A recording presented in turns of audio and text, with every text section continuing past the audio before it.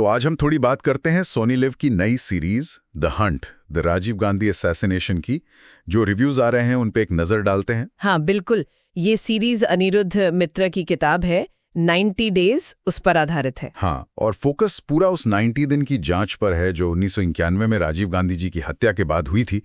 बहुत ही sensitive topic है screen के लिए। यकीनन, और ऐसी जाने मानी घटना जिसमें इतने पॉलिटिकल एंगल भी हैं, उसको स्क्रीन पर लाना एक चैलेंज तो है ही। सही बात है। और शुरुआती रिपोर्ट्स यही कह रही हैं कि सीरीज ने ना वो जो साजिश वाली थ्योरीज हैं या जो बड़ी पॉलिटिक्स है उसमें ज्यादा जाने के बजाय पूरा ध्यान उस स्पेशल इन्वेस्टिगेशन टीम मतलब SIT की 90 दिन की खोज पर रखा है कि कातिलों तक कैसे पहुंचे। हाँ, और लगता है ज्यादातर लोग इस बात से सहमत भी हैं।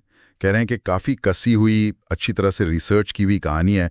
ये एक तरह का प्रोसीजरल ड्रामा हुआ है ना। हाँ बिल्कुल, और नागेश कुकनूर का डायरेक्शन जो शायद उनके यूजुअल स्टाइल से थोड़ा अलग है। हाँ, मैंने भी ये सुना। और अमित सियाल का काम SIT चीफ कार्तिकेयन के रोल में, उसकी काफी तारीफ हो रही है। अच्छा, एक बात जो कई लोग पॉइंट आउट कर रहे हैं वो है कि प्री इंटरनेट वाला दौर कैसे दिखाया है। फैक्स मशीन्स, लैंडलाइन, मुखबिरों पे डिपेंडेंस।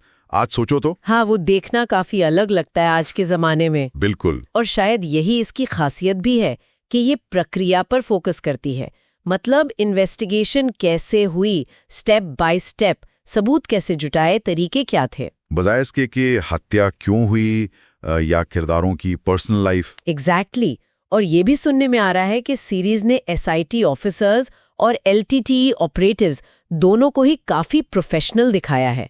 मतलब अपने अपने काम के प्रति डेडिकेटेड, बिना फालतू के मेलोड्रामा के। अच्छा, मतलब सनसनीखेज बनाने से बचें। हाँ, लगता तो यही है।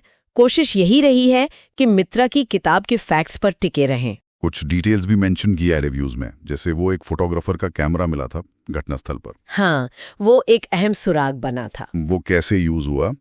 फिर SIT टीम के अंदर की थोड़ी बहुत नोकझोंक या टेंशन, जैसे अमित वर्मा और राघोथमन के किरदारों के बीच। लेकिन उसको भी ओवर द टॉप नहीं किया। हाँ। और सिवारासन का किरदार भी शफीक मुस्तफा ने निभाया है। वो स्टाइल तो तमिल हीरो वाला है सिगरेट पीने का। हाँ। पर उसके पीछे की हताशा भी दिखती है। और एक अच्छी बात ये भी है कि वो टिपिकल थ्रिलर वाले स्लो मोशन शॉट्स वगैरह इसमें नहीं है। गिरफ्तारियां भी काफी फैक्ट बेस्ड दिखाई हैं।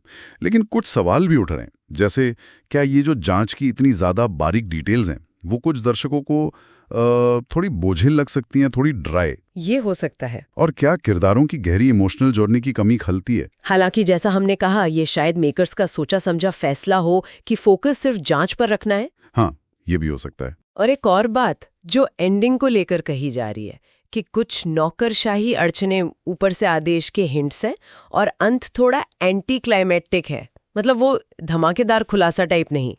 हाँ, पर असल जिंदगी की जांचें तो अक्सर ऐसी होती है ना, उनमें कहाँ फिल्मी क्लाइमैक्स होता है। सही बात है। हो सकता है ये जानबूझकर सिस्टम की जो सीमाएं हैं, जो जटिलताएं हैं, उन्हें दिखाने का तरीका हो। बिल्कुल।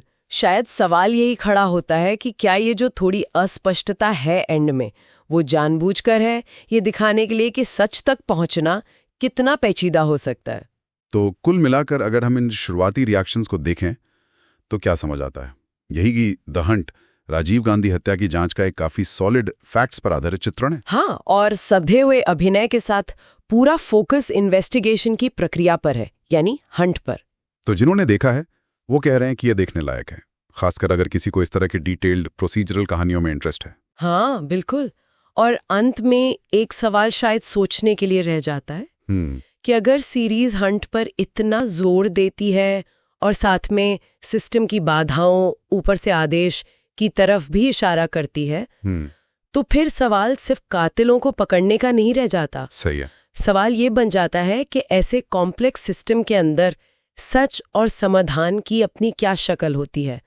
एक कामयाब हंट का मतलब फिर क्या है जब कहानी का एक हिस्सा इस तरह की अनिश्चितता में फंसा हुआ लगे। सोचने वाली बात है।